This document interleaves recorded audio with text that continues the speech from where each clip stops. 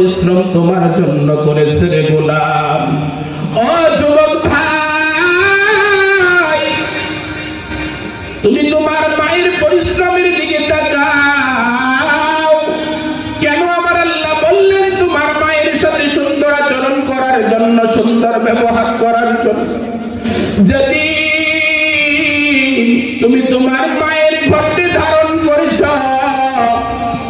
ওই দিন থেকে তোমার মা সুন্দর করে খানা খাইতেও পারে না। ওই দিন থেকে তোমার মা পেট ভরে খানা খাইতে পারে না। ওই দিন থেকে তোমার মা ইচ্ছা করলেও ঘুমাইতে পারে না। ওই দিন থেকে তোমার মা মনটা চাইলেও কোথাও বেড়াইতে জানতে পারে না রে বান্দা। ও যুবক ভাই, লক্ষ্য করে শুনো, তোমার মা তোমাকে যখন গর্ভে ধারণ করেছে রে গোলাম, যখন মায়ের গর্ভের মধ্যে তুমি 6 মাস তোমার বয়স হয়ে গেল, ওই দিন থেকে তোমার মা টেনশন শুরু করে দিয়েছে, পেরেশান শুরু করে দিয়েছে।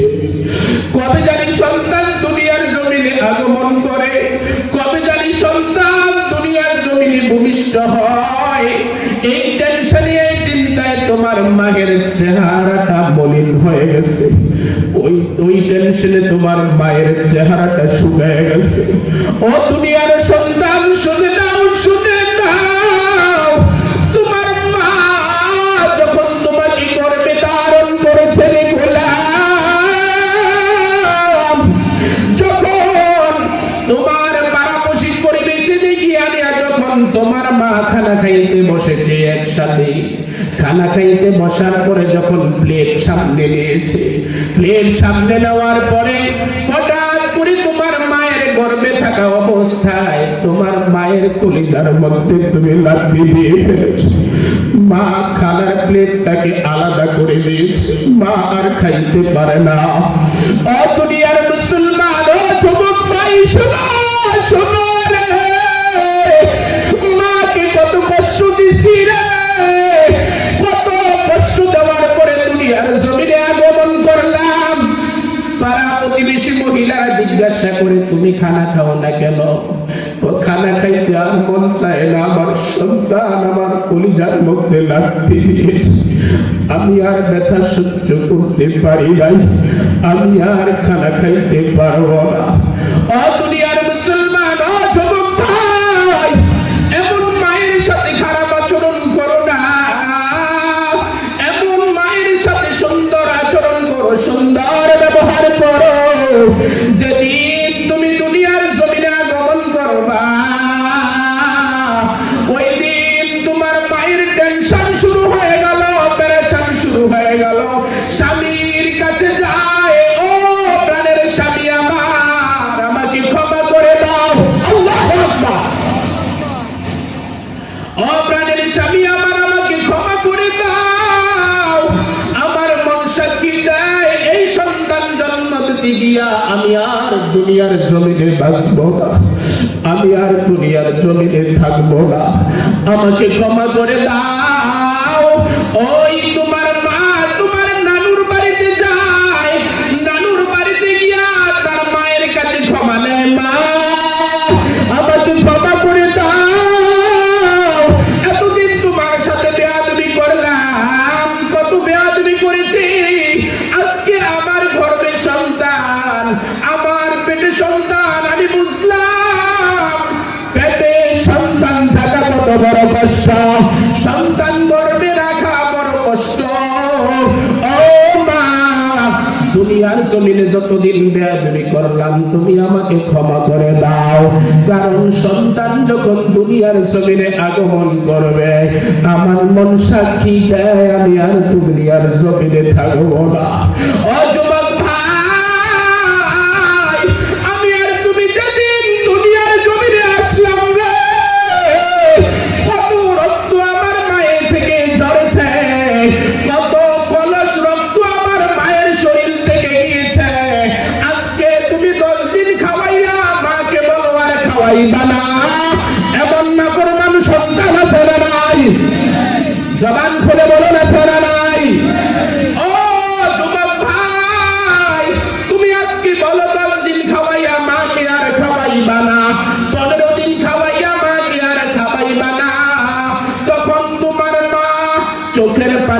মুছে আর বলে, ও বাবা সন্তান, ও বাবা সন্তান, তুমি আজকে 10 দিন খাওয়াইয়া বলো আমাকে আর খাওয়াইবা না। 1 দিন নয়, 2 দিন নয়, আমি মা তোমাকে 10 মাস তোমাকে আমি গর্ভে ধারণ করেছি।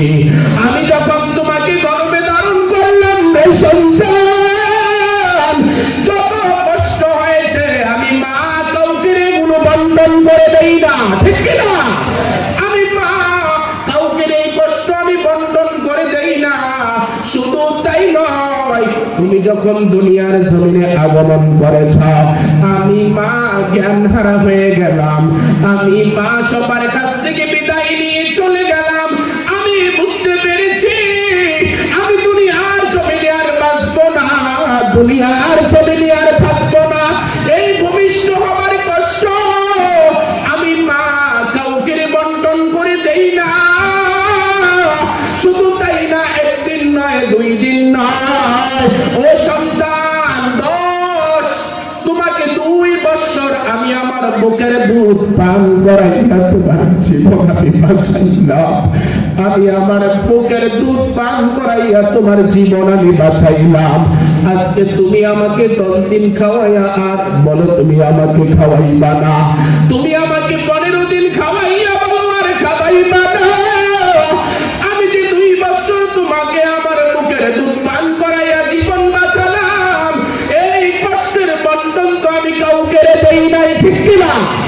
ও দুনিয়ার মুসলমান, শুধু তাই নয়, শুধু তাই নয় রে মুসলমান, 4 বছর 5 বছর যাবত আমাকে কত কষ্ট করাইয়া, কত মেহনত করাইয়া আমার পায়খানা প্রস্রাব পরিষ্কার করেছে। এই কষ্টের বন্টন আমার মা তো কাউকে দেয় নাই। ও না প্রমাণ সন্তান, ও না প্রমাণ সন্তান, আজকে কিভাবে বলো 10 দিন খাওয়াইয়া আর খাওয়াইবা না, 15 দিন খাওয়াইয়া আর খাওয়াইবা না? ও যুবক ভাই, আল্লাহকে সাক্ষী রেখে বলে যাও, আল্লাহকে সাক্ষী রেখে বলে যাও, দুনিয়ার জমিনে যতদিন বাঁচবা, দুনিয়ার জমিনে যতদিন থাকবা, বাবা মাকে কষ্ট দেব না। রাজি আছে মুসলমান? ও দুনিয়ার মুসলমান, দুনিয়ার জমিনে যতদিন থাকবা, দুনিয়ার জমিনে যতদিন বাঁচবা, বাবা মাকে কষ্ট দিবা না। মায়ের সাথে সুন্দর আচরণ করবা, সুন্দর ব্যবহার করবা, নম্র আচরণ করবা, যেন তোমার বাবা কোনোদিন উফ শব্দটা ব্যবহার না করে, মা কোনোদিন যেন উফ শব্দটা ব্যবহার না করে। ও দুনিয়ার মুসলমান, মাকে খুশি করতে লক্ষ টাকার প্রয়োজন হয় না। মাকে খুশি করার জন্য হাজার হাজার টাকার প্রয়োজন হয় না। একবার তোমার মাকে কলিজা ভরে মা বলে ডাকো, তোমার মায়ের কলিজা ঠান্ডা হয়ে যাবে। মাকে যদি একবার কলিজা ভরে ডাক দাও, মায়ের কলিজা ঠান্ডা হয়ে যাবে। বাবাকে যদি কলিজা ভরে ডাক দাও, বাবার কলিজাটাও ঠান্ডা হয়ে যাবে। আমার আল্লাহকেও যদি আল্লাহ বলে ডাক দাও, আমার আল্লাহও তোমার ডাকে শান্তি পেয়ে যাবে। সুবহানাল্লাহ। তাহলে রাজি আছে মুসলমান, বাবার সাথে বেয়াদবি করব না? রাজি আছে? এই কথা বলতে হবে, রাজি আছে? মায়ের সাথে বেয়াদবি করব না, রাজি আছে মুসলমান? কারা কারা দুটো হাত তুলে আল্লাহকে দেখায়া দাও, নারে তাকবীর। ও আল্লাহ, আমাদের বাবা মা যাদের দুনিয়ার জমিনে বেঁচে আছে সকলকে দীর্ঘ হায়াত দান করিয়া দাও। ও দুনিয়ার মুসলমান ইমানদার, আমার নবী সাল্লাল্লাহু আলাইহি ওয়াসাল্লাম এক লোক আমার নবীকে জিজ্ঞাসা করেছিলেন, ইয়া রাসূলুল্লাহ, ইয়া হাবিবাল্লাহ, আল্লাহর নবী গো, আমার কাছে সবচেয়ে বেশি সম্মান পাওয়ার যোগ্য কে? আমার নবী সাল্লাল্লাহু আলাইহি ওয়াসাল্লাম বললেন, তোমার মা। সুবহানাল্লাহ পড়েন। দুনিয়ার মুসলমান ইবনে মাজাহ শরীফের বর্ণনা বলেছেন। তারপরে জিজ্ঞাসা করলেন, ইয়া রাসূলুল্লাহ, ইয়া হাবিবাল্লাহ, তারপরে কে? আমার নবী সাল্লাল্লাহু আলাইহি ওয়াসাল্লাম বললেন, তোমার মা। ও নবী, তারপরে আমার কাছে সবচেয়ে বেশি সম্মান পাওয়ার যোগ্য কে? আমার নবী বললেন, তোমার মা। 4 নম্বরে বলছেন, তোমার বাবা। সাহাবারা জিজ্ঞাসা করলেন, ইয়া রাসূলুল্লাহ, ইয়া হাবিবাল্লাহ, ও আল্লাহর নবী গো, বাবার নামটা 4 নম্বরে আসলো কেন জানতে চাই। আমার নবী সাল্লাল্লাহু আলাইহি ওয়াসাল্লাম বলেন, বাবার থেকে মা 3টা কষ্ট বেশি করেছে, যেগুলো বাবা করে 10 মাস 10 দিন মা গর্ভে ধারণ করেছে, মা কষ্ট পেয়েছে, এই কষ্ট বাবা পায়। এই কথা বলেন, বাবা পায়। 2 নাম্বার হলো 2 বছর তোমাকে বুকের দুধ পান করিয়েছে, এই কষ্টটা মা পেয়েছে, এটা বাবা পায়। 3 নাম্বার হলো তুমি যখন দুনিয়ার জমিনে আগমন করেছ, আগমন করার সময় তোমার মা কষ্ট পেয়েছে, এই কষ্টটা বাবা পায়।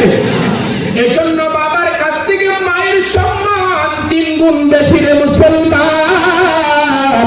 এজন্য দুনিয়ার জমিনে যতদিন থাকবো, মায়ের চেহারার দিকে তাকাইয়া হজের সওয়াব অর্জন করব। একবার মায়ের চেহারার দিকে যদি মায়ার নজরে তাকাও, আমার নবী সাল্লাল্লাহু আলাইহি ওয়াসাল্লাম বলেন, তোমার আমল নামায় একটা কবুলতি হজের সওয়াব উঠে যাবে। বলি সুবহানাল্লাহ। সাহাবারা প্রশ্ন করলেন, ইয়া রাসূলুল্লাহ, ইয়া হাবিবাল্লাহ, আল্লাহর নবী গো, আমি যদি আমার মায়ার চেহারার দিকে মায়ার নজরে দৈনিক 100 বার তাকাই, আমার নবী ডাক দিয়া বললেন, শোনো শোনো শোনো, মায়ের চেহারার দিকে যদি মায়ের নজরে মহাব্বতের নজরে যদি 100 বার তাকাও, আমার নবী বলেন 100টা হজের সওয়াব তোমার আমলনামায় উঠে যাবে। ও দুনিয়ার মুসলমান ইমানদার, যেই বাবা তোমাকে বহুত কষ্ট করে পরিশ্রম করে মেহনত করে তোমাকে লালন পালন করেছে, মাথার গাম পাই ফেলায়া চৈত্র মাসের রৌদ্রের মধ্যে পড়িয়া পড়িয়া মাঘমাইয়া শীত ভোগ করে তোমাকে লালন পালন করেছে, বাবার সাথেও কোনোদিন খারাপ আচরণ করবা না, খারাপ ব্যবহার করবা না। ও দুনিয়ার মুসলমান, লক্ষ্য করে শোনো, আমিও তো কুমিল্লার সন্তান, কুমিল্লা শহরের একটি বাস্তব ঘটনা বলছি রে বাবা।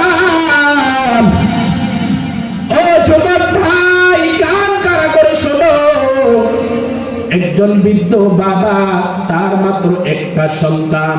কয়টা? এই কথা বলতে হবে, কয়টা? একটা সন্তান। সব সময় পরিশ্রম করে রিক্সা চালাইয়া পড়াশোনা করিয়েছেন, স্কুল শেষ করেছে, কলেজ শেষ করেছে, তারপরে ঢাকা ইউনিভার্সিটিতে ভর্তি হয়ে গেছে। গ্রাম থেকে চলে গেছে, বাবা সব সময় রিক্সা দিয়া সন্তানকে দিয়ে আসতো। যখন ঢাকা চলে গেছে, ঢাকা চলে যাওয়ার পর পড়াশোনা যখন শেষ করে ফেলেছে, পড়াশোনা শেষ হয়ে যাওয়ার পরে একজন সুন্দরী নারীর সাথে তার সাক্ষাৎ, মেয়েকে পছন্দ করে বিবাহ করেছে, কিন্তু বাবাকে জানায় না, মাকেও জানায় না। ও দুনিয়ার মুসলমান শোনো, বাবাকেও জানায় নাই, মাকেও জানায় নাই, সন্তান ভালো অফিসে চাকরি হয়েছে, বাবা জানে না, মা জানে না। সুন্দরী নারী পেছনে পড়িয়া পড়িয়া বাবাকেও ভুলে যায়, মাকেও ভুলে যায়, গ্রামের মধ্যে আর যায় না। আর গ্রামের লোকেরা ঢাকার শহর থেকে যখন যায়, ঢাকার থেকে যাওয়ার পরে বাবা মাকে বলে, ও শুনেছ, ও মুখের বাপ শুনেছ, তোমার সন্তান ভালো চাকরি পেয়েছে, একজন বড় অফিসের ম্যানেজার, বড় পোস্টে চাকরি করে। এই কথা শুনিয়া বাবাও কান্না করে, মাও কান্না করে। যেই সন্তানকে কোলে পিঠে নিয়ে মানুষ করলাম, যেই সন্তানকে এত কষ্ট করে মানুষ করলাম, আর মানুষেরা আমাকে বলে আমার সন্তান চাকরি পেয়েছে, কিন্তু আমরা জানি না। দিনের পর দিন চলে যায়, মাসের পর মাস চলে যায়, বছরের পর বছর চলে যায়, নাফরমান সন্তান ওই সুন্দরীর নারীর পেছনে পড়িয়া আর আসে নাই। ঈদ চলে আসে, সন্তান বাড়িতে আসে নাই। কয়েকটি বছর যাওয়ার পরে মা আর সহ্য করতে পারে না, স্বামীকে ডাকতে বলেন, প্রাণী আশা পারেন স্বামী আমার, আমি তো আর সহ্য করতে পারি না, সন্তান আমাকে ভুলে গেল, সন্তান তো আমাদের খোঁজ খবর আর নেয় না, তুমি সন্তানের খবর নাও, সন্তান কি অবস্থায় আছে আমার সন্তানের সাথে সাক্ষাৎ করো। আল্লাহু আকবার। তুমি সন্তানের সাথে সাক্ষাৎ করো, আমার মনটা চায় সন্তানের চেহারাটা একটু দেখার জন্য। বিবির কথা শুনিয়া স্বামী ঠিকানা নিয়ে যখন ডাকাতে গেলেন, ডাকাতে যাওয়ার পরে ওই অফিসের সামনে যখন গেলেন, যাইয়া দেখলেন অফিসের সামনে দারোয়ান। দারোয়ানকে বললেন, আমি অমুকের সাথে সাক্ষাৎ করব। দারোয়ান ডাকতে বলেন, ও বাবা শুনো, আপনি যার নাম বলেছেন তিনি তো এই অফিসের বড় বস, তার সাথে এভাবে দেখা করার কোনো সুযোগ নাই, এভাবে সাক্ষাৎ করার কোনো সুযোগ নাই, আমি স্যারের কাছ থেকে পারমিশন আনতে হবে। দারোয়ান স্যারের কাছ থেকে পারমিশন আনার জন্য যখন যায়, যায় বললেন, ও স্যার, একটা বৃদ্ধ লোক এসেছে আপনার সাথে দেখা করার জন্য, আপনার সাথে সাক্ষাৎ করার জন্য এসেছে, কিন্তু দেখা যায় হয়তো গরিব মানুষ, দেখতে বোঝা যায় অসহায় মানুষ, দেখতে বোঝা যায় গ্রাম থেকে এসেছে। ওই নাফরমান সন্তান সিসি ক্যামেরার মধ্যে দিয়া দেখলেন গেটের সামনে দাঁড়িয়েছেন, এটা আর কেউ না, এটা হলেন তার জন্মদাতা পিতা। আল্লাহু আকবার।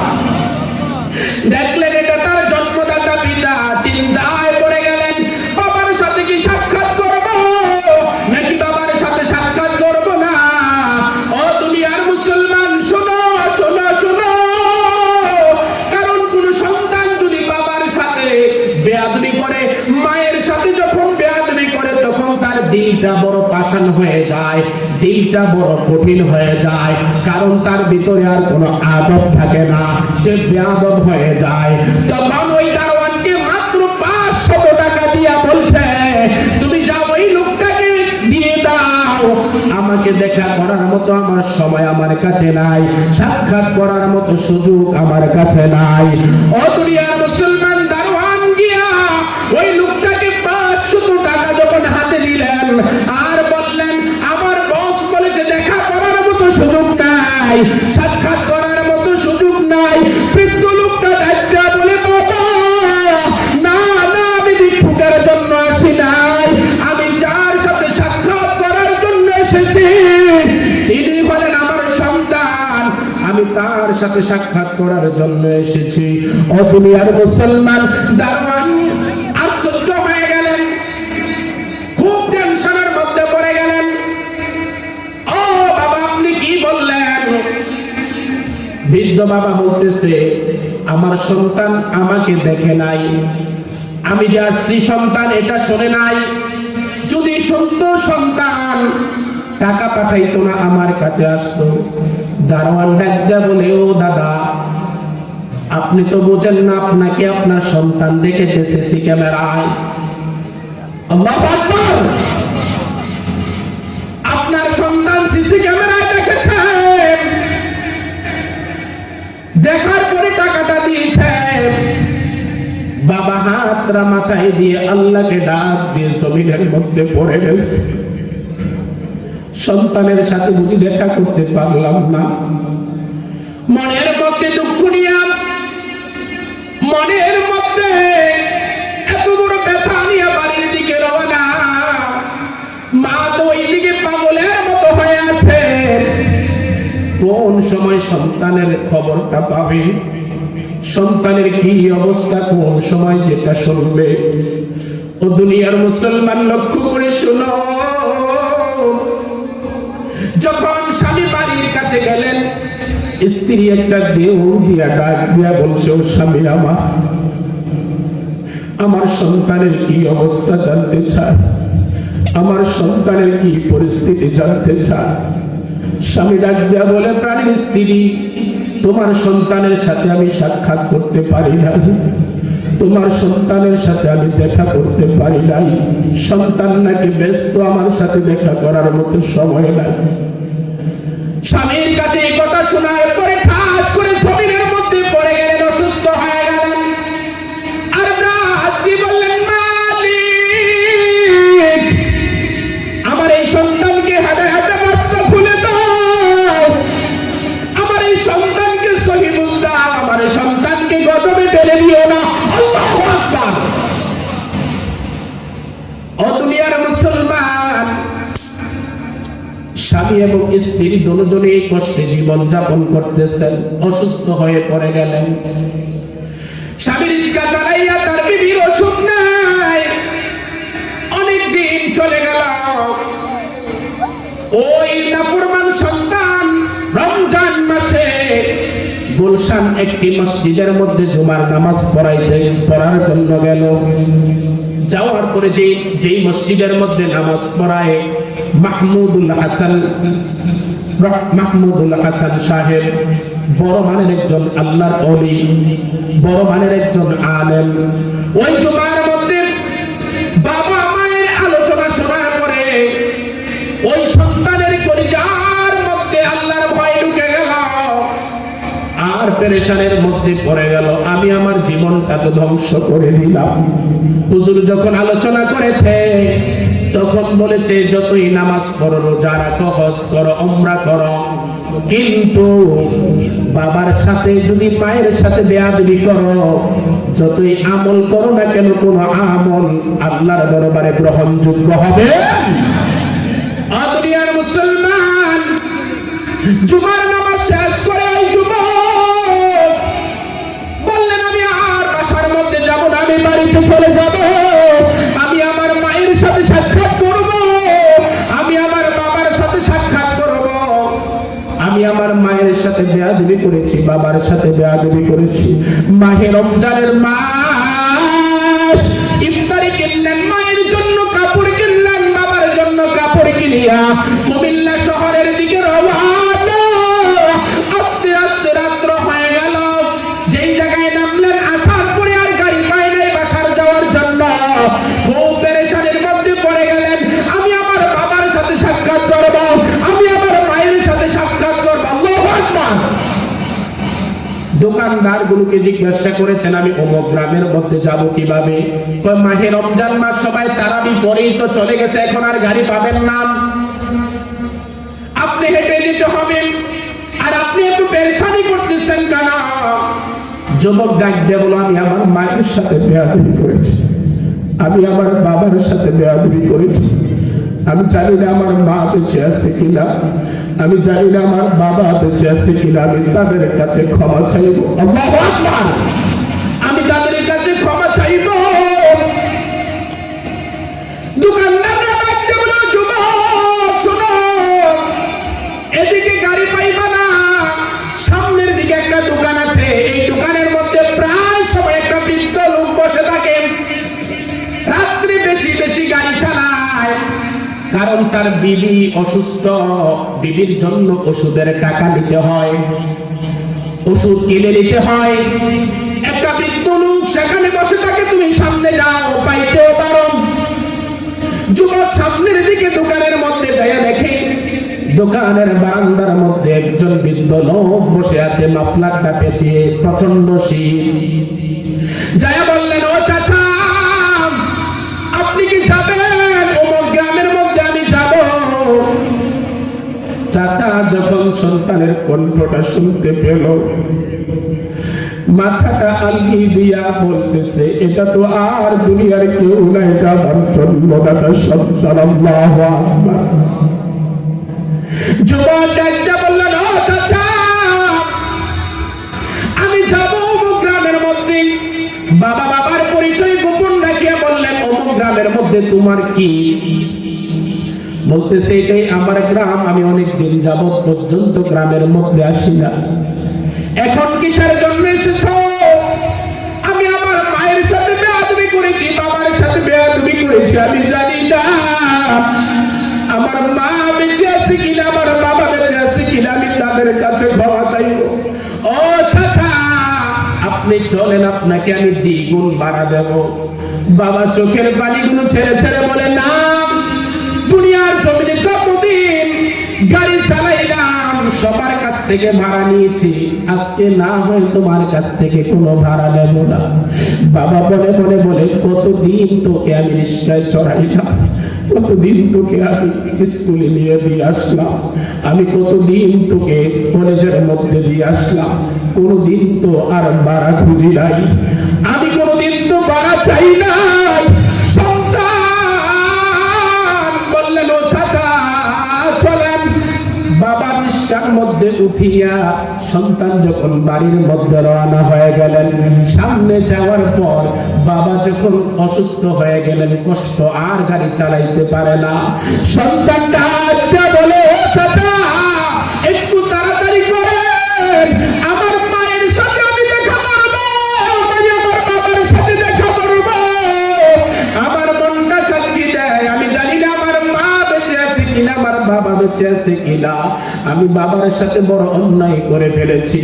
বাবা তো আর সহ্য করতে পারে নাই, মুখের মাফলারটা সরাইয়া বলে, আয় আয় আয় সন্তান, একবার চেহারার দিকে তাকাইয়া দেখ, এই বৃদ্ধ লোকটা তো দুনিয়ার আর কেউ না, যেই সন্তানের যেই লোকটার সাথে কথা বলতেছ, ইনি হলেন তোমার জন্মদাতা পিতা। আল্লাহু আকবার। ও দুনিয়ার মুসলমান ইমানদার, আমি আপনাকে কি বুঝাইতে চাইলাম রে বাবা, দুনিয়ার জমিনে যতদিন থাকবা বাবাকে ভুলতে পারবা না, বাবার পরিশ্রমের কথা বলতে পারবা না। আমি নিজেই কত প্রমাণ, আমি নিজেই বাস্তব। আমার বাবা কত কষ্ট করে মানুষের কাজ কাম করে আমাদেরকে পড়াশোনা করাইছে, কত কষ্ট করে মেহনত করে আমাদেরকে খরচ দিয়েছে, অথচ এখন হাজার হাজার টাকা ইনকাম করি রে মুসলমান, কিন্তু বাবা এখন নাই, বাবাকে একটা লুঙ্গি কিনে দেওয়ার মতন কোনো অবস্থান নাই।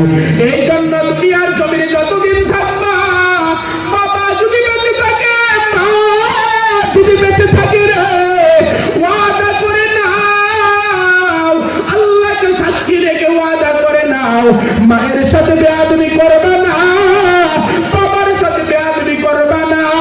ও যুবক শুনো, সুন্দরী বিবি পাইয়া, শ্বশুর শাশুড়ি পাইয়া বাবাকে ভুলে যেও না, মাকে ভুলে যেও না, কারণ তোমার বাবা তোমার জন্য অসংখ্য অগণিত পরিশ্রম করেছেন। আমার নবী সাল্লাল্লাহু আলাইহি ওয়াসাল্লাম বলেন, বিবির কথায় বাবা আমাকে গালি দেওয়া আলাদা করে দেওয়া জায়েজ নাই, কিন্তু বাবা মার কথায় বিবিকে তালাক দেওয়া পর্যন্ত জায়েজ। সুবহানাল্লাহ পড়েন না। কিন্তু উল্টা চলছে, এখন উল্টা চলছে, বিবির কথায় মাকে ঘর থেকে বের করে দেয়, বাবাকে ঘর থেকে বের করে দেয়।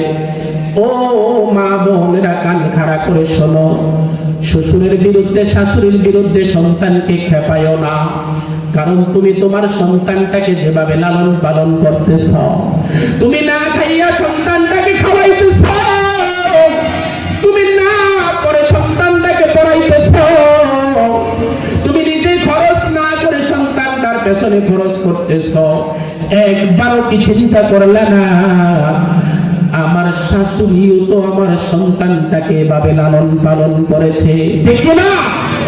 ও দুনিয়ার মুসলমান, বাবার সাথে বেয়াদবি করবা না, মায়ের দোয়া নিবা, মায়ের দোয়া নিলে তুমি জান্নাতের মেহমান হয়ে যাইবা। সুবহানাল্লাহ।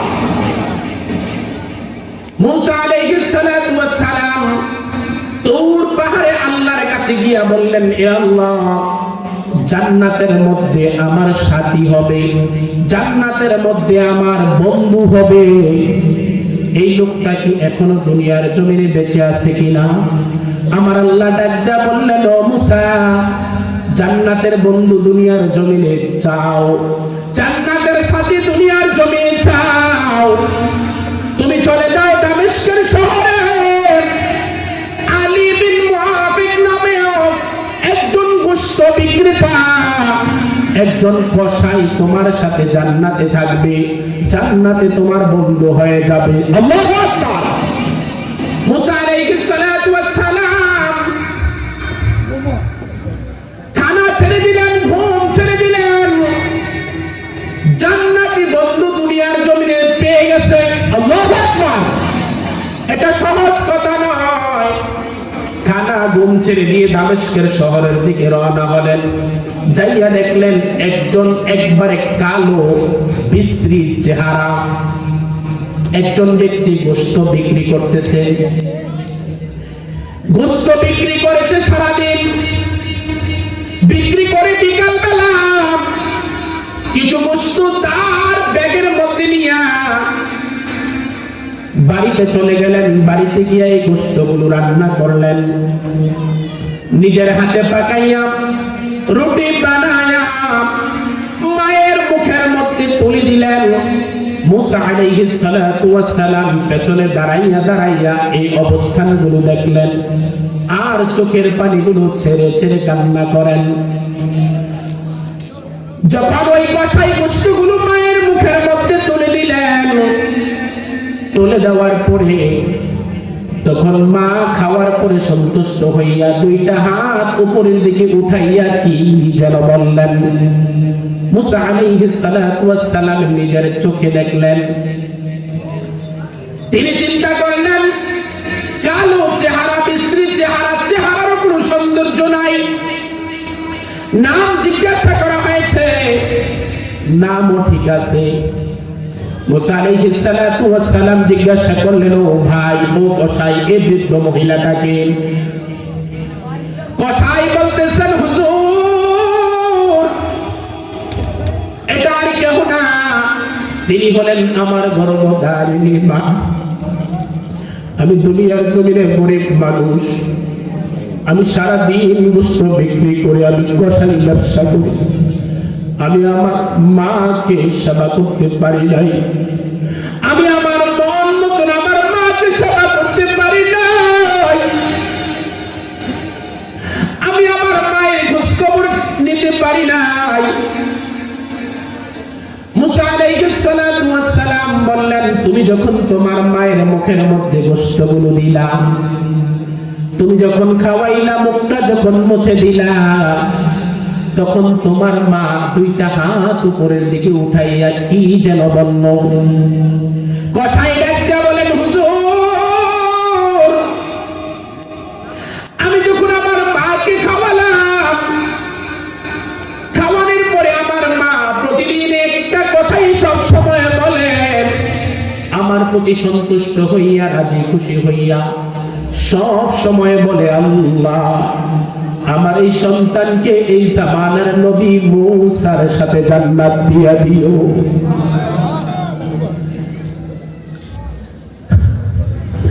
আমার এই সন্তানকে এই জামানার নবী মুসার সাথে জান্নাত দিয়া দিও। যুবক ডাক দিয়া বলে, হুজুর আমার কি এমন ভাগ্য, আমার কি এমন কপাল। মুসা হলেন আমাদের নবী, আমাদের জন্য আদর্শ। কিয়ামতের ময়দানে আমরা তার শাফায়াতের জন্য আসি। আমার মা সব সময় দোয়া করে, আমার কি এমন কপাল, নবীর সাথে আমি জান্নাতে থাকব। মুসা আলাইহিস সালাতু ওয়াস সালাম ডেকে বলেন, ও কসাই যুবক, শুনো শুনো শুনো, তোমার মায়ের দোয়া আমার আল্লাহ কবুল করে নিয়েছে। তুমি এখন যার সাথে দাঁড়াইয়া কথা বলো, তিনি হলেন আমার আল্লাহর পয়গম্বর মূসা। তুমি আমার সাথে জান্নাতে থাকবা, তুমি আমার সাথে জান্নাতের মেহমান হয়ে যাইবা, তুমি আমার সাথে জান্নাতি বন্ধু হয়ে যাইবা। ও দুনিয়ার মুসলমান, এজন্য যতদিন দুনিয়ার জমিনে থাকবা মায়ের সাথে বেয়াদবি করবা না, বাবার সাথে বেয়াদবি করবা না।